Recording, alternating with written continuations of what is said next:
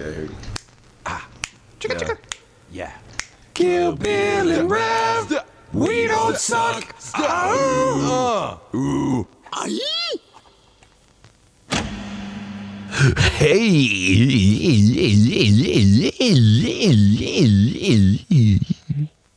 Yeah. That felt like the right noise to make on this fine morning. It's only the right noise to make on episode 51,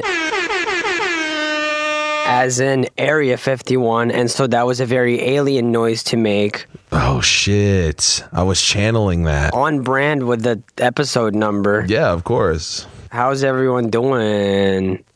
What up? By everyone, you mean they can answer. Those people out there are answering right now. They're hearing it on their podcast listening device, and they hear how you doing, and they're just like, fine, like out loud. Yeah, actually, you know what, guys? Like, oftentimes people ask in videos, on podcasts, how's everybody doing? But they're not expecting an answer. I'm expecting an answer.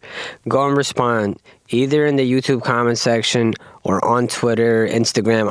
I want to know. If I'm asking, I want to know. Answer the goddamn question. Yeah, it's rude not to, honestly. And I'm disappointed in all of you up until this point for not answering. Y'all are just irresponsible and ugly. And personally, I think you're full of shit. Yeah, and subscribe. So, since the last time we've talked, we've dropped Solar Flare. Damn, bitch. And we've sold out. Damn, bitch, we sold out. We sold over 700 on the first day alone. It's very, very encouraging to see that the support is still very much there, even for an EP like this that was, I don't know if improvised is the right way to put it, but kind of a spontaneous record that we put together without the intention of putting something together in the first place. For it to come together the way that it did and for everybody to kind of rock with it was very special, so we appreciate that. Hell yeah. It was definitely unexpected, like the entirety of, I mean, we talked about it before, but like we didn't have like any kind of plans of making an EP or like anything, and then we made it. We did it, and it felt right, and it felt like fluid, and I'm real proud of it. I like it a lot. Yeah, me too. My girl likes it, and that's important. If my girl likes it, then I'm happy. Yeah, my girl likes it too. She bumps it on the Sonos every time she cleans the house. So she's got to like it, I suppose.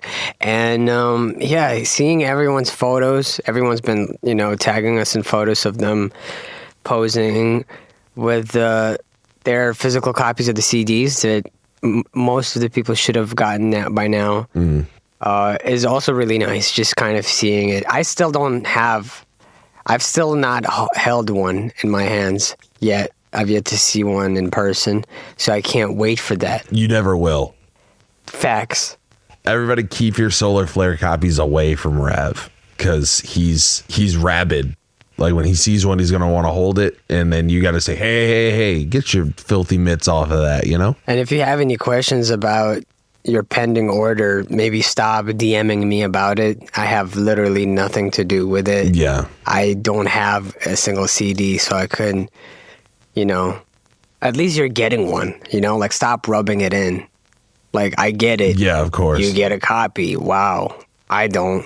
Anyway, I wanted to quickly, just briefly mention the whole editor thing that we've talked about a few episodes ago. We said we were going to look for an editor. We're still doing so.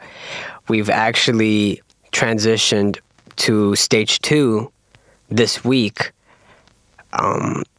I think we've mentioned before that we had roughly around 100 applicants in total. And so we reviewed everyone's applications. I sat down, assessed all of them.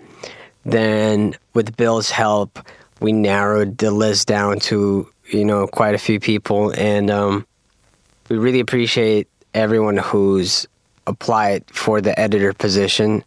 I find that the courage that the people show just by kind of applying in the first place is very commendable. And we've sent everyone email responses. So if you've applied, you've gotten a response by now. And if you haven't, then you probably emailed the wrong.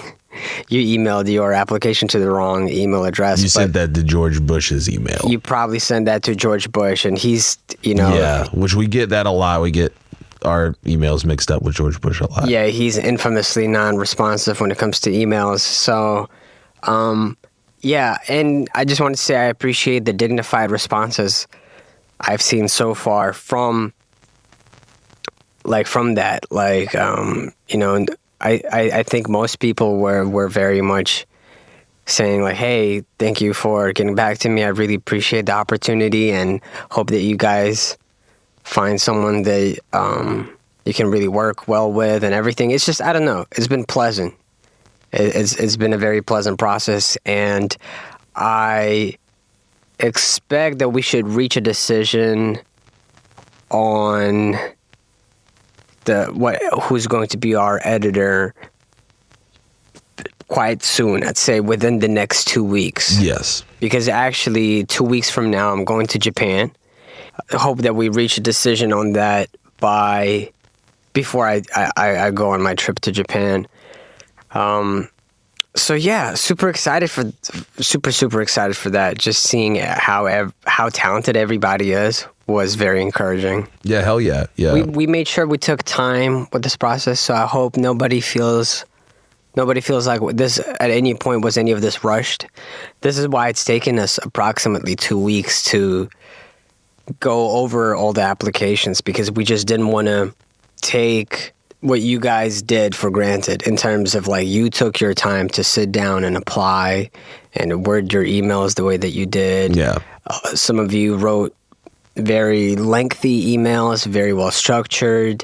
You've attached your resumes, video references, photo references, etc. So we definitely took the time to respect the process, and can't wait to see what happens. Honestly. Yeah, I can't wait until we finally whittle it down to the last person, because I can't wait to like work with some of these people. Like I'm looking at the applications and shit, and I see a lot of potential in like a lot of different people. So like when we get it down to one, it'll all make sense, and I'm like really excited for like what we do together. Yeah, I'm excited to see how the dynamic is going to play out for sure. Yeah. I mean, I'm a little nervous about it too, because like I'm so used to like your editing style, and I think you're very good at like what you do. Thank you. But I mean, shut up, dude. I don't want to hear all that thank you shit from you, buddy. All right. You know, suck my dick. You're ugly. You know, see, that's the thing. If I say something nice to you, I have to keep you grounded, you know? So I'm just like, dude, your hair looks great today. And you're like, oh, thanks, buddy. I'm like, but your face could do without that. It's not working out. Really, you could have came out without that one, buddy. Yeah, you could have not, you know? Well, actually, I briefly mentioned that I'll be going to Japan, but I think it's worth talking about the fact that you're going on a trip soon too. You have an upcoming trip that you've mentioned on Twitter a couple of days ago. Yeah. I'm going to the beautiful Los Angeles, California, to go hang out with the Super Mega Boys and Frank JFC and maybe Ross. I haven't hit Ross up yet about it. I need to hit him up. Yeah, like a bunch of people. You're going there for like nearly 2 weeks, right? Like a week and a half. Yeah, I'll be there for like 10 days. So like I'm real excited, just because it's like, I don't know, I missed it out there. I really I missed the warm, sunny California weather. And I missed hanging with the boys. I miss everybody. So yeah, you're going to LA for 10 days. I believe you're not at liberty to disclose what you will be doing there. Sex. It's a sex tape.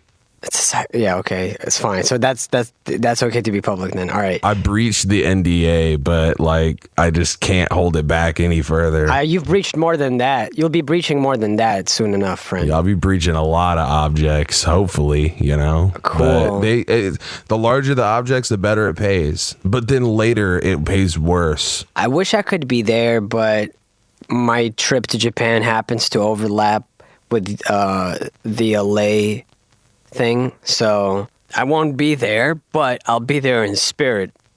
I always am. Can you just sing the Friends theme song so it'll make me feel better that you're not there? Do you know how the Friends theme song goes? No. I'll be there for you. I'll be there for. I hate Friends so much. I hate that show like with a burning passion. I'm excited for Bill's trip. He's excited for his trip. Everyone's I'm not excited for Rav's trip. No one's excited for my trip except for me. I'm excited for my Dude, trip. you're gonna be in fucking Japan, bro. That's sick. I've never been to Japan. That's true. Yeah, I'll be there for 15 days. It's a long time, man. That's pretty sick. I've got everything planned out already ahead of time. All the lodging details already figured out and secured. All the traveling deets sorted. A bunch of other things, both, financially and logistically kind of prepared ahead of time. Just excited to go out there and have a holiday. This will be my first holiday since I started working full-time, since I quit my job, my office job, right? I've been doing the rap shit, and I've been investing a lot of time into the chibi chubby stuff.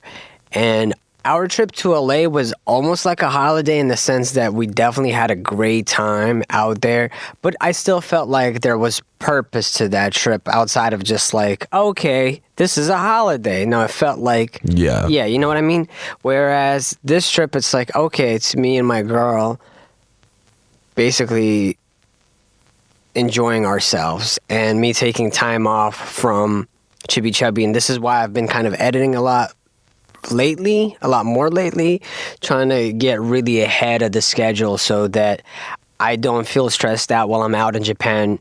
I don't have to edit anything, look at my phone, anything like that. I'll just try to have everything scheduled way ahead of time so that everything goes smoothly and it doesn't affect our upload schedule, and that you guys won't even be able to tell the difference.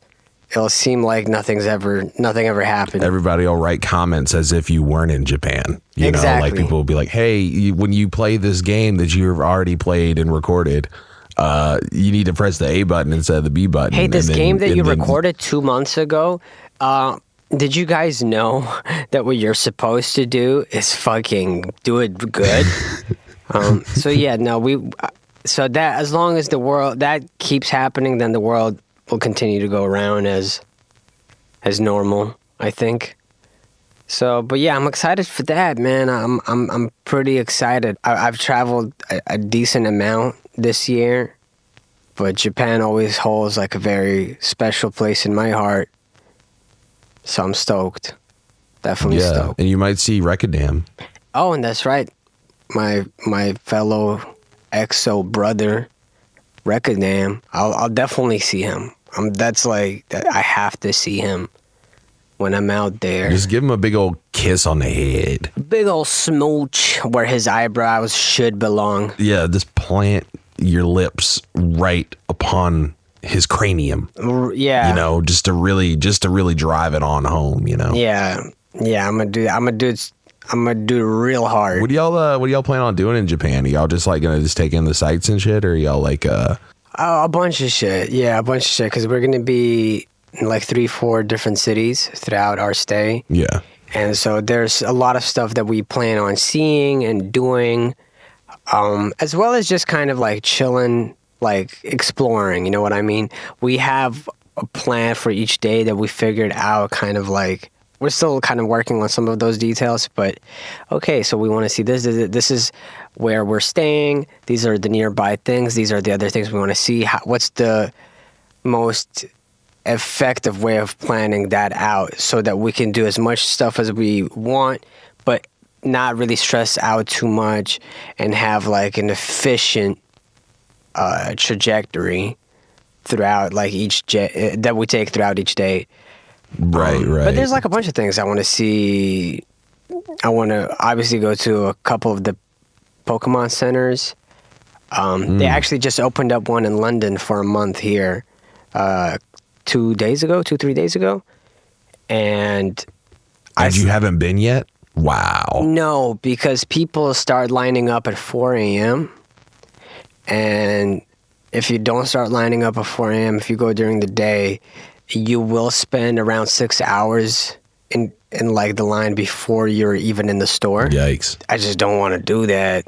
That sounds awful. Yeah. I mean, I have like anxiety in like crowds like that, like any kind of like, especially like, I don't know, like in stores, because like everyone's spatial reasoning just completely disappears when they step foot in a store.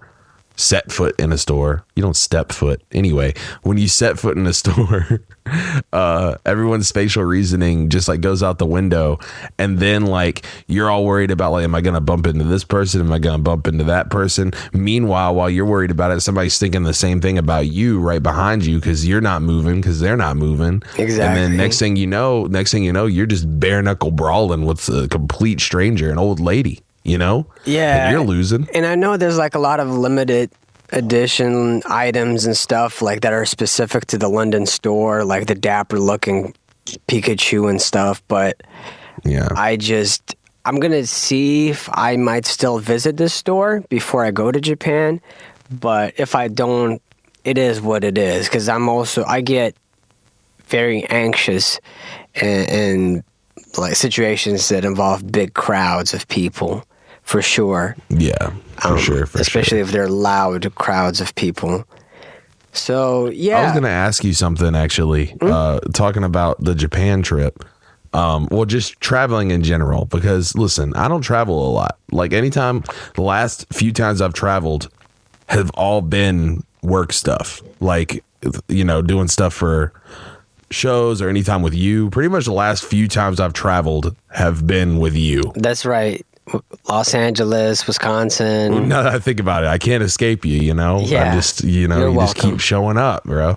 But I was going to say, like, when you go places, do you typically like plan out like an itinerary, like of like, oh, I want to do this day and this day, right?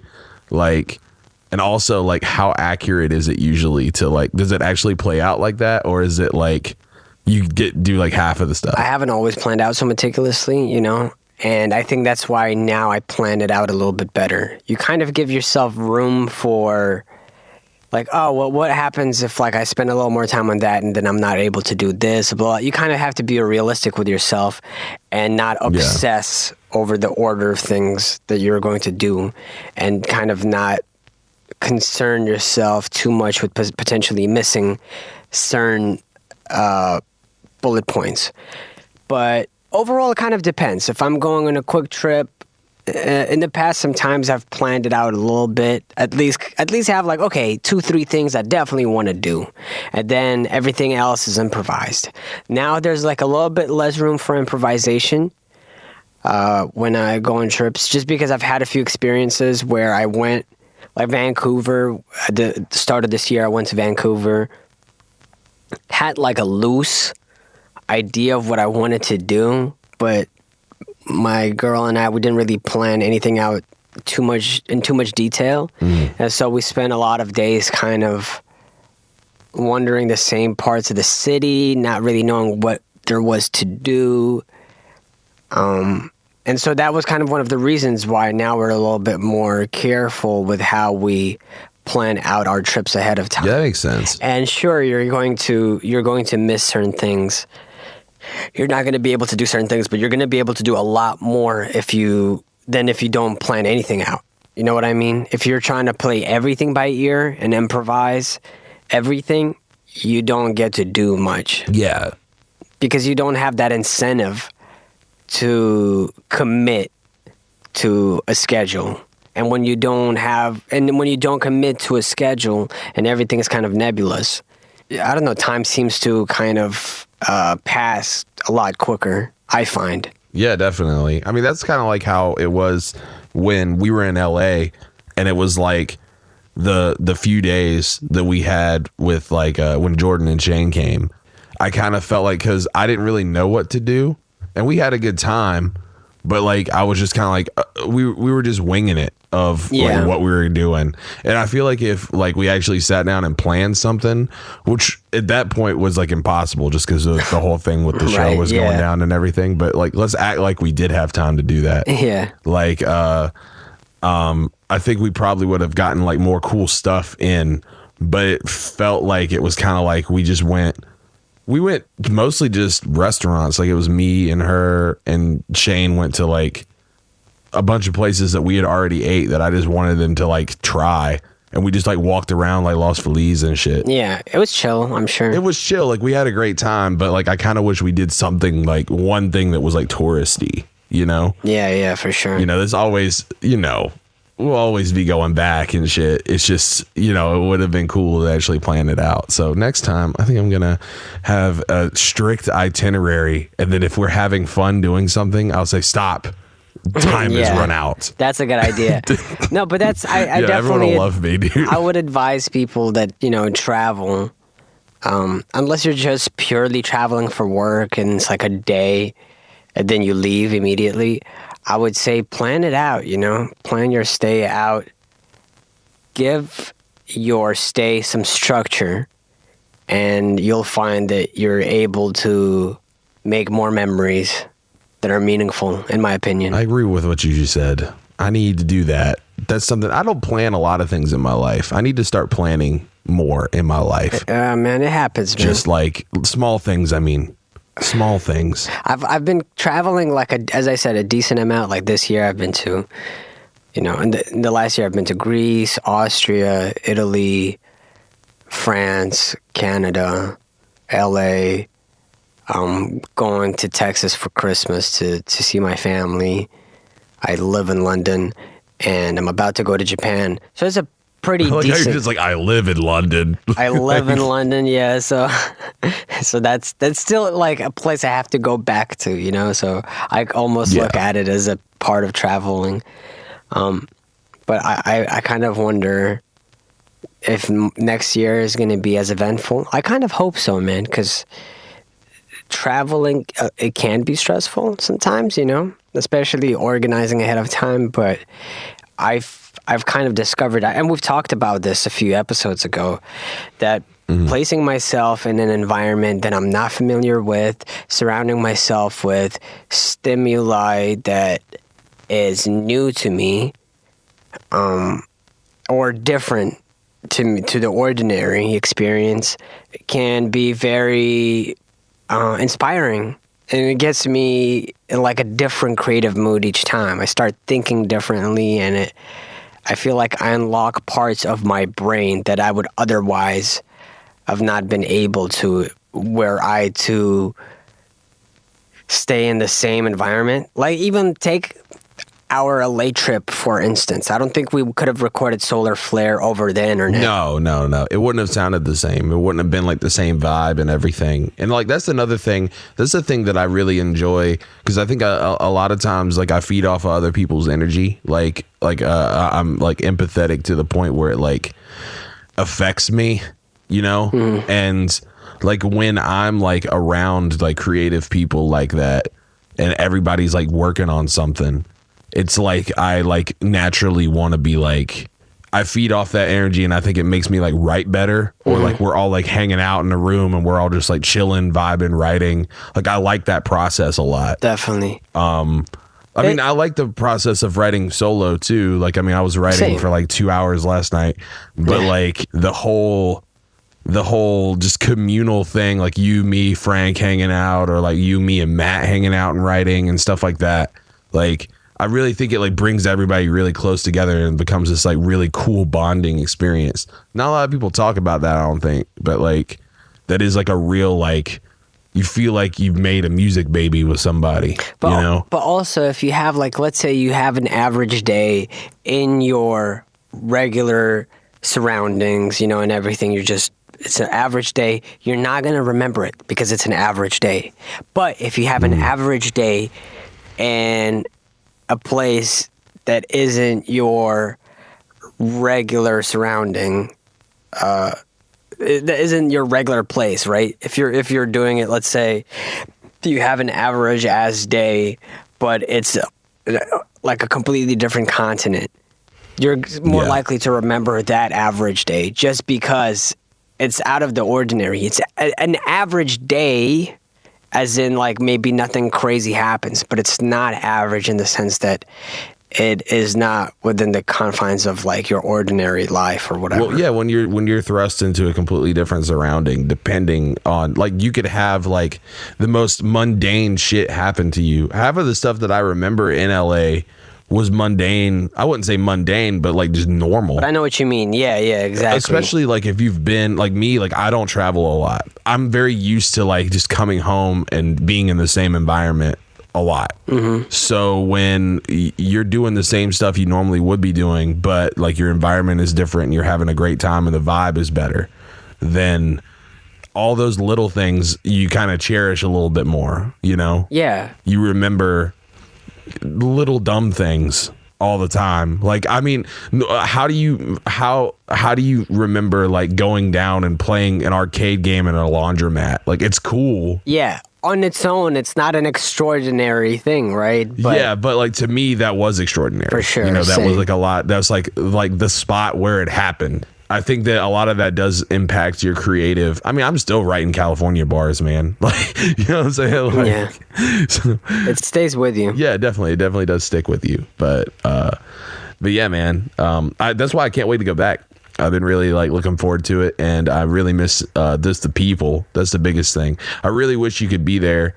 I wish it could have worked out different and you could have been there at the same time, because it feels like I'm gonna be like I'm a little afraid I'm gonna be like a fish out of water a bit, because I'm so used to like having like my ace in the hole homie.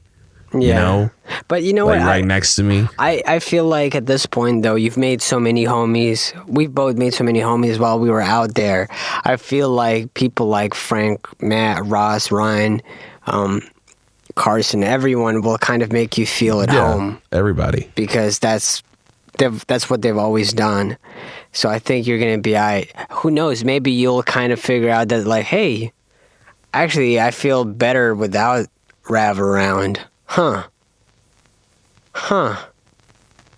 Fuck that guy. Yeah, exactly. I show up and I'm just like, wow, he was just holding me back, you know? No, we've had this like discussion before, but like the big thing is like, although like I look at all these people like they're really close friends now, the big thing is I do gain like a certain like confidence level when I'm around you, because like I feel it's like the whole package is here, and it's like this other dude that I think is real cool, and like I'm with this guy. Like it's kind of like this like weird, I was saying like we both have this like I'm with this guy energy. Like it's just like, yeah, this is like the dude who like this dude's cool, and I think you think kind of the same about me. For sure. Like, I'd like to think that you think I'm cool. It's reciprocated for sure. I know what you mean. It just kind of feels like, okay, if I'm in an awkward situation or an unfamiliar environment, I have someone I can turn to and not feel weird, not feel like I'm out of place. Because like I feel like a good friend will make you feel comfortable regardless of the time or place. Because you can always look to them and like almost communicate with your eyes like, hey, feeling awkward or feeling uncomfortable, or you know what I mean? Whereas when you're on your own, it's just kind of like looking at your feet, your phone, looking around, smiling and going, yeah, throwing out a meme, seeing if it sticks. You just like go through like 3 motions, like, but really fast. You just like, you're like an NPC. Like you just look at your feet, then you look at your phone, you put it down, you smile and say, yeah, just over and over and over. And the guy's like sitting there like, yeah, dude, so my whole family got killed in the car crash. And you're just like, yeah. Yeah, start staring at phone. Yeah, feet, phone. Yeah, yeah. That's if anyone ever makes a video game, please make us both like do these looping animations in sync, like right next to each other. You know, like in like Zelda, they always had like Ocarina of Time and Majora's Mask. They had these like looping animations that were like real over the top. One of my favorites was like, I feel like I've definitely talked about this guy before on the podcast, but he deserves another one. But like the dude who's like a builder, he's like a builder in both games, like in both Ocarina of Time and Majora's Mask. Yeah. and he's like real burly, and he like walks, and he's got like a mustache. I think it's like a gray mustache, and I think he's bald. But then like when you talk to him, he's just like like he's like has this motion with his mouth, like he's just making the strangest noise ever, and his mouth looks like mad disgusting. It kind of looks like a vagina. What would be your idle animation in a video game for real? Shit, man. My idle animation would be. Oh God, I feel like we've had this conversation before, but it's okay. We're bringing it back. Or maybe it's changed. You know, we change as people, so maybe your idle animation has changed. Well, I mean, I think my idle animation is exactly what I said it was. It was the feet phone. Yeah. Yeah. Like. Yeah, my feet phone. Yeah. So as I look at my feet, I pull my phone out, kind of fiddle with it for a second, put it back in my pocket, like all the way back in my pocket, and then like kind of nod a little bit and like thumbs up and go yeah, and then that's mine. Yeah. You know? For me, if I could have my character sitting down, that'd probably be the preference. Just like sitting down and putting most of my body weight on a table, just kind of like almost lying down, my upper half just on the table, like no leg work, just all arms. Yeah, just all arms. One hand I'm playing, my left hand I'm fiddling with a hairband, and in my right hand I have a phone. That would be me. That's sick. Because I fiddle if I don't, especially if I get like anxious.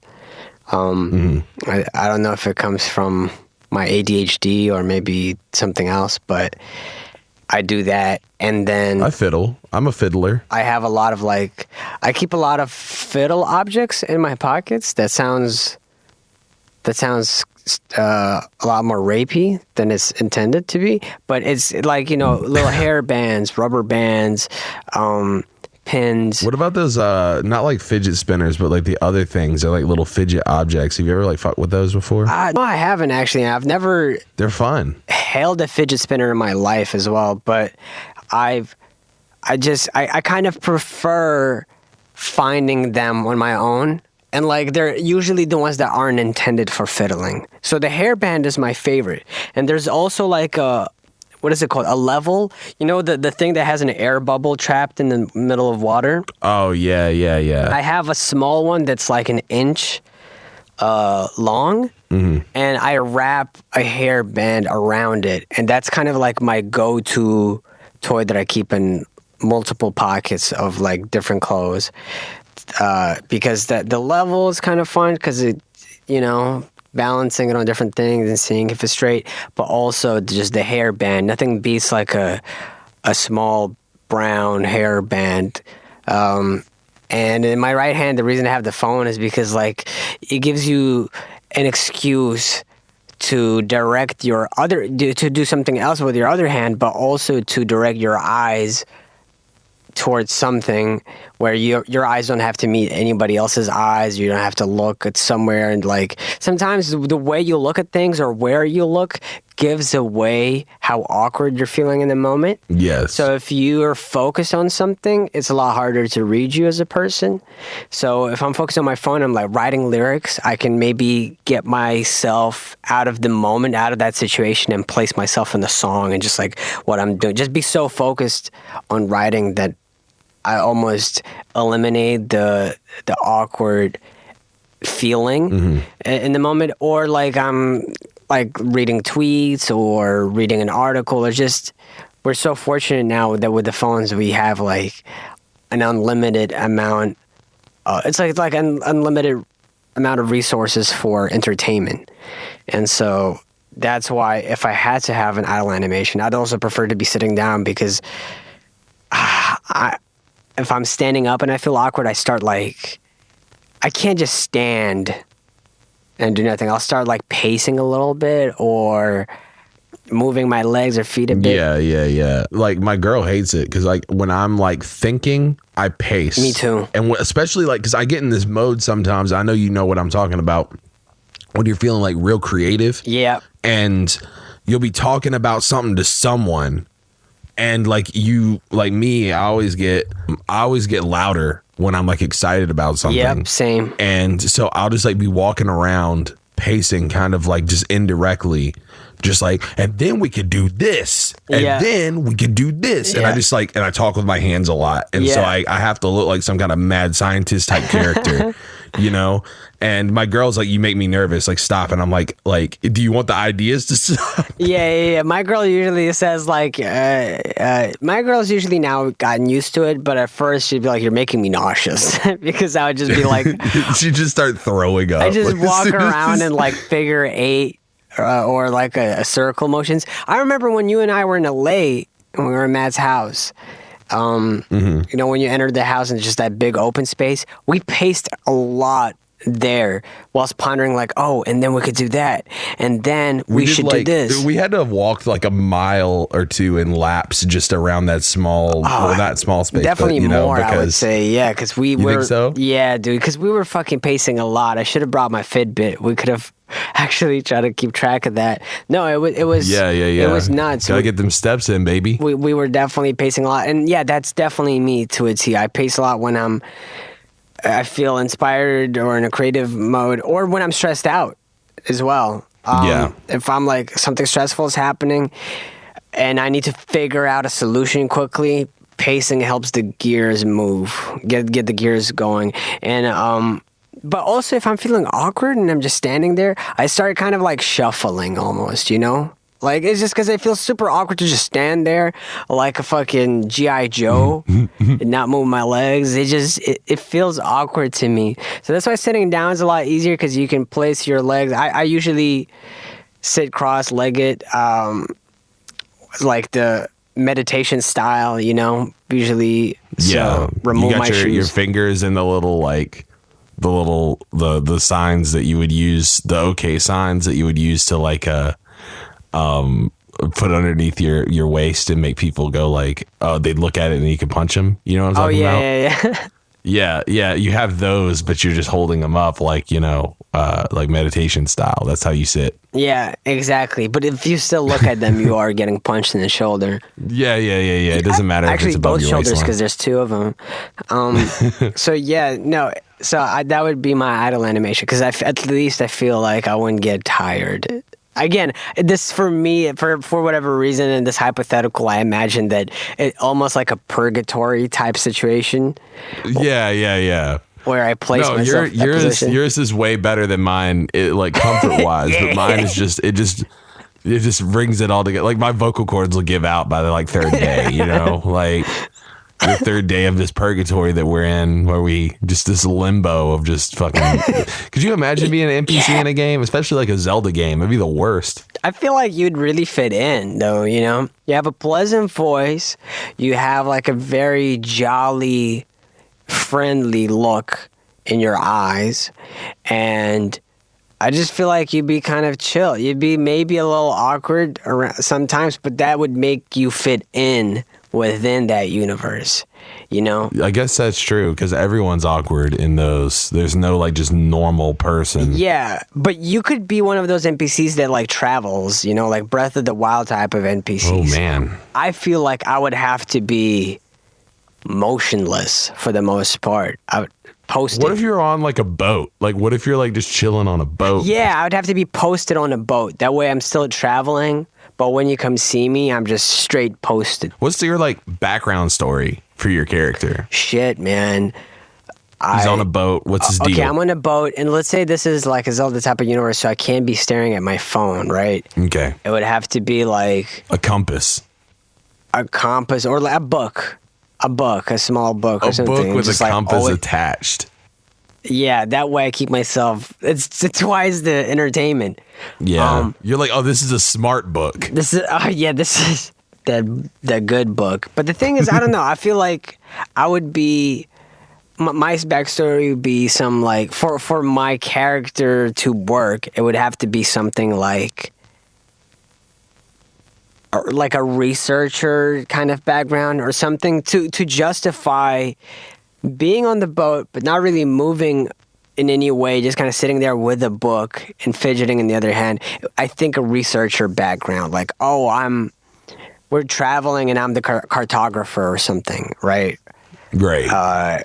Or navigator, or something to that effect. Just because otherwise, you can't really justify being a character that's just always sitting down and having a very interesting background. What would your NPC's backstory be? Well, let's say that I was on the same boat. Okay. Yeah. Maybe I traveled from port to port, like, but I'm always on the boat when the player is on, you know? And like, let's say I'm like the first mate or something, you know? And I'm like, I'm like dressed in like, I would not be wearing a shirt, but I would definitely be wearing like an open shirt, you know? Like I'm thinking like like a bandana, you know, that matches. Perhaps one pirate like an eye patch, you know, and like some shorts, like some jorts. I think I'd wear jorts. Do pirates wear jorts? Well, not like pirates. Not really a pirate per se, but like I don't know, like yeah, I'd say so. Yeah. I'm pretty sure Luffy wears jorts, at least prior to the time skip. Yeah, let's go with that because I'm thinking like this is making me think of Wind Waker for some reason. So I'm thinking I'm wearing. I'm wearing Wind jorts. Waker. Yeah, I'm wearing jorts. So let's say Wind Waker, you're wearing jorts, and I've got like some like, you know, just some normal looking shoes on, and I've got like a I think my item would be like one of those what are they called? It's like a telescope. I would have like a little not a telescope. What is like a personal telescope? Would it still be called a telescope? Let's call it a telescope. You know what I'm talking about though? Like the ones that like you hold it like a pirate would hold. Yeah. I'd have one of those, but I'd like never use it. Like I'd just have it on me. And instead of looking at your phone, you'd be looking at your compass? No, because you already have a compass. I can't do that. That would make too much sense. Well, no, forget my compass. I have a book. You have a book and a compass, dude. Listen. We're not changing my lore. so I have a compass in one hand and a book in the other? No, the book and the compass are mixed together. It's a smart book, remember? And the player can see that? Yeah, like if you like looked over your shoulder, you could tell, you know. So it's not a compass. Plus, that would make too much sense. I already have one navigational tool, like, and you know that it would make too much sense for me to have like I wouldn't have like two navigational tools at one time on me. Like that's dumb, you know. I wouldn't do that. Like, I mean, I guess it's just because I imagine like, okay, you're up on the deck, right?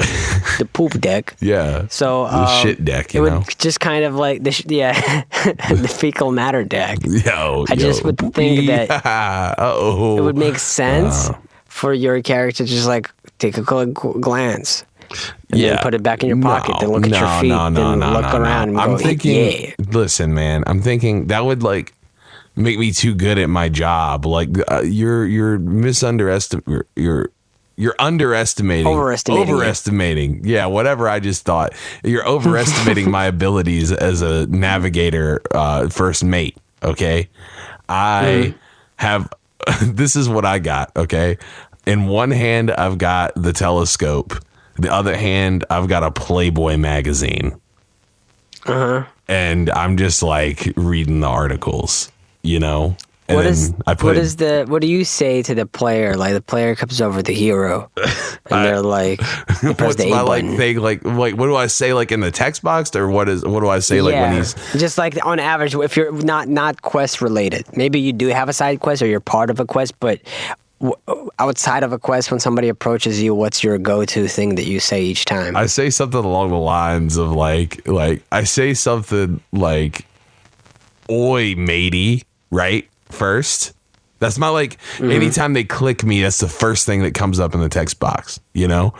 And then you click to the next text box and be like, "Never mind me, just looking at some titties."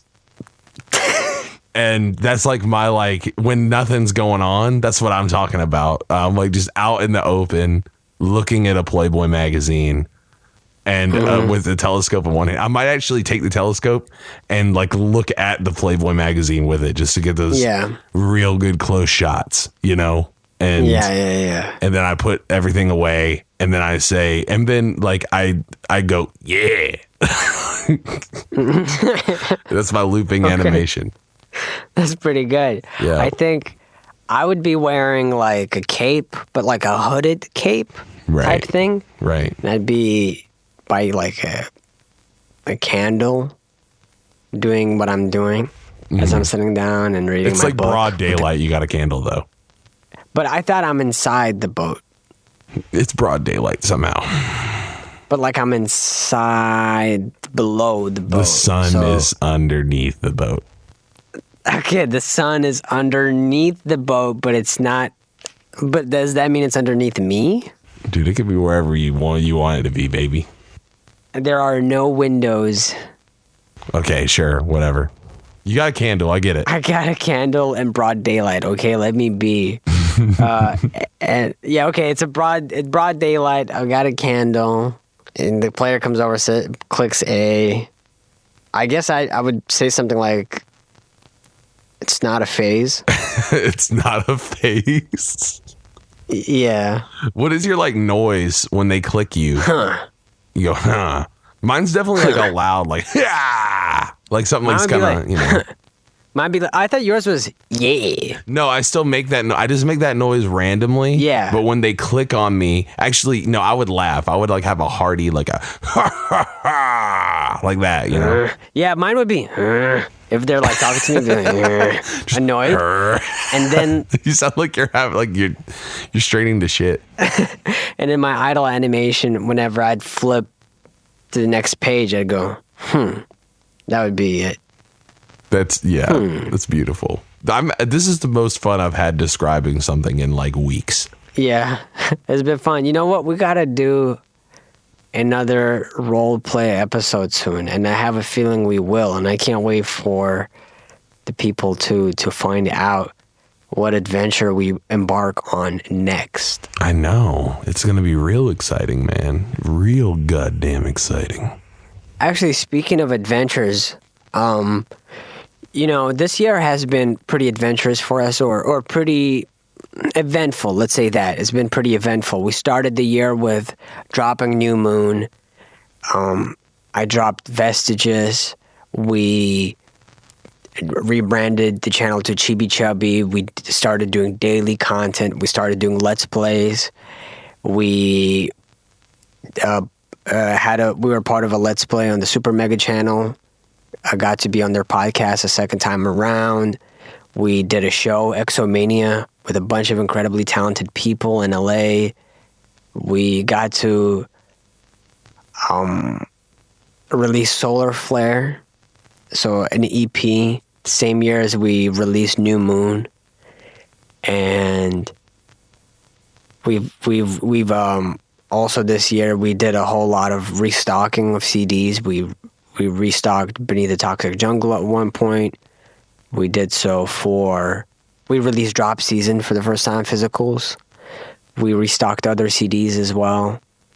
And so, yeah, it's just been generally eventful. And what's most exciting to me is that as we approach the end of the year, I've seen some people say, wow, we started with the year with EXO and we're ending the year with EXO, but Solar Flare is not the way we're ending this year. Not saying that there's going to be like, oh man, we've got a third tape for y'all or something like that. No, but we've still got stuff that we're really excited about. Yeah, we still got tricks in the bag. Yeah, we still got some aces up our sleeves. We got some aces up our hole. Yeah, I'm excited. I'm excited to watch it all kind of happen. And then I think in the coming weeks, people are going to see more and more stuff unravel. Unrav. I oftentimes have sexual fantasies about Motaro from Mortal Kombat Trilogy.